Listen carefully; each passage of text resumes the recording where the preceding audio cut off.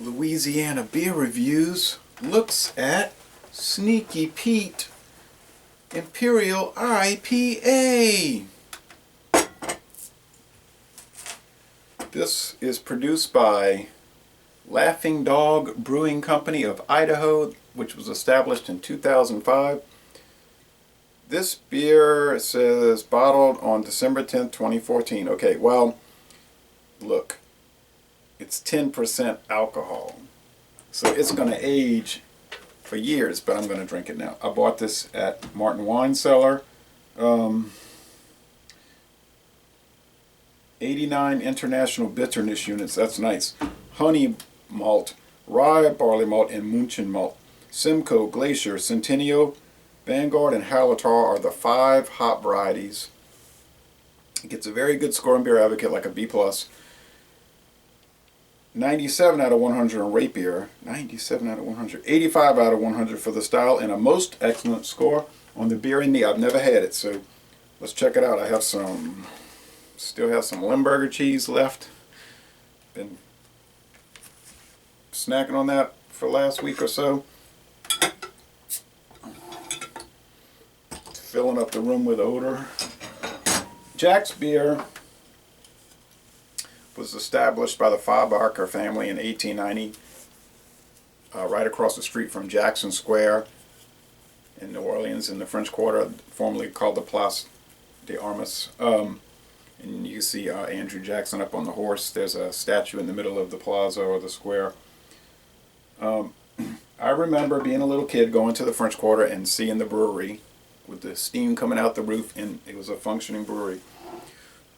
In 1969, Jack's was acquired by Meisterbrau of Chicago, a company that was struggling themselves. And then what happened was Meisterbrau was bought out by Miller in '72, and then the Jack's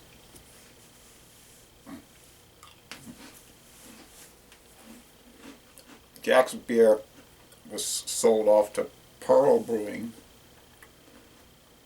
of San Antonio, Texas. Pearl subsequently was acquired by Pabst, of course, and but they didn't do much with the brand. It was already kind of dying out. Jack's was dying out, and they tried to bring it back in 1996. There was a big campaign, Jack's is back. Well, it was a little bit of a campaign at the French Quarter Festival. I bought it at a grocery store in the French Quarter. A 6-pack. It was like $3.99. And then it never came back. Now, you know this is a Pabst brand because it's got that telltale Pabst General cap that they always use.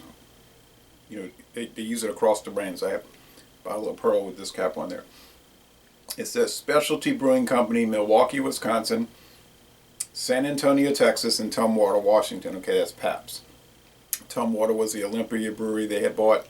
San Antonio was the Pearl brewery they had acquired, and Milwaukee was their own brewery. But it's dead now. This beer is no longer produced. Here's an old Jack's 1970s. You might remember these plastic insulated mugs. The Fahrbacher family brew. But by this time, it wasn't even owned by the Fahrbachers. I met a Fahrbacher once in he was telling me how he grew up in the French Quarter and his family owned the brewery. And I think the family still has a lot of money due to that.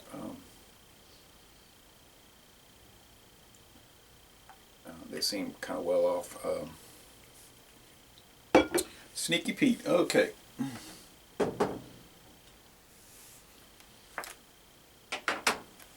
Talking about New Orleans, they had parades in the French Quarter until 1973. That was the last year of French Quarter parades because they found it, they just realized it was a fire hazard, that if one of these floats caught on fire, the whole quarter could burn.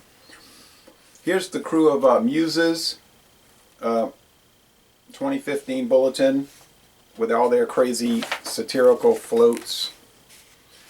This all-women's parade, they're famous for throwing out their handmade designed shoes. You catch one of those, is sort of a collectible. And they pick on all kind of people.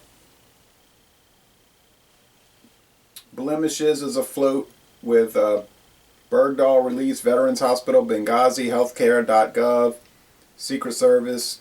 It's got DNC Clearasil. And there's a float called Frenemies. Jindal and Vitter, that's Louisiana politicians. Saints and Falcons, Jay-Z and Solange, and Martha and Gwyneth. So they have really crazy floats.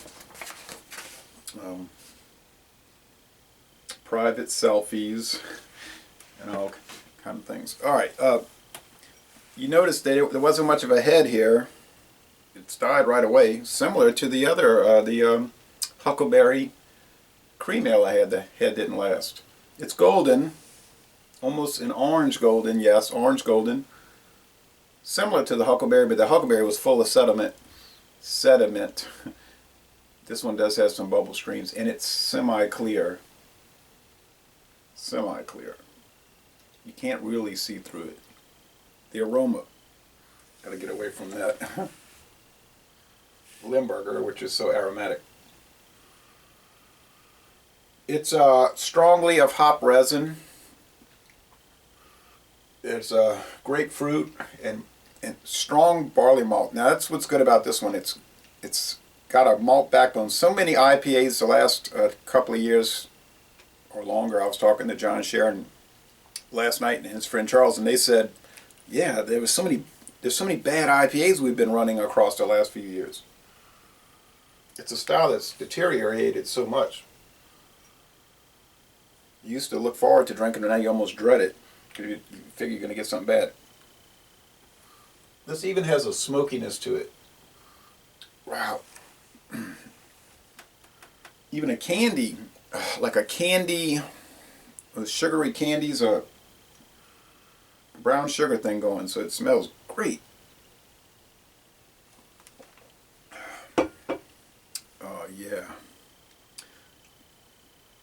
This is really following the correct, if you want to call it, IPA style. Oh, it certainly has bitterness. 89 IBUs, that'll come out as I sip it down. But it has the maltiness, the caramel maltiness, a sugariness, a breadiness, and the hops coming in, but they're not overwhelming it. And to me, the worst of the style,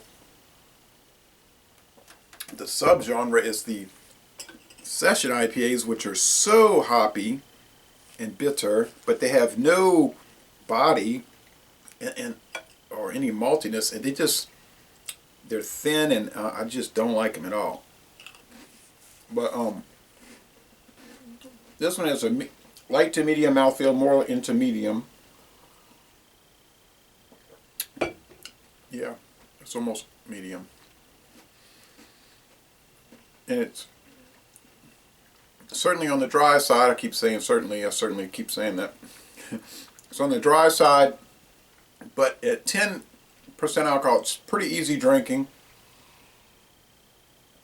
I think I can even feel the alcohol now starting to get absorbed. You're not going to absorb it as fast as a lager. The alcohol delivery system in a lager is like incredible, you know, but you will feel this. If you drink this whole 12 ounce, you're going to feel it. And I'm glad I'm at home drinking it. This is a very dangerous beer because it's drinkable, it's delicious, and it's strong, strong, strong. So I didn't pay a lot for it at Martin Wine Cellar either. So I would give this really, really a high score.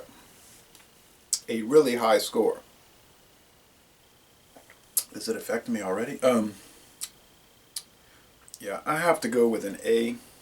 It's most excellent. I could almost go into the A plus range, but I'm going to stick with A. I think it is fantastic. It's delicious. It may have some negatives, but I can't for the life of me think of any.